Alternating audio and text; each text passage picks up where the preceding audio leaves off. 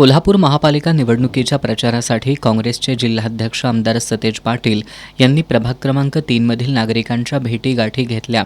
या प्रभागातील महाविकास आघाडीचे उमेदवार प्रकाश पाटील, किरण तहसीलदार, रूपा पाटील आणि महेंद्र चव्हाण यांच्या प्रचारार्थ रुईकर कॉलनी, LIC कॉलनी आणि रुक्मिणीनगर परिसरात कोपरा सभा घेण्यात आल्या।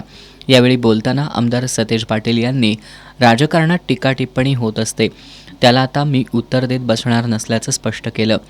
एका बाजूला सर्व मंत्री आहेत तर दुसऱ्या बाजूला मी एकटा आहे, त्यामुळे तुम्ही माझ्याबरोबर आहात ना अशी साथ घालत त्यांनी जनता आपल्याबरोबर असल्याचा विश्वास व्यक्त केला।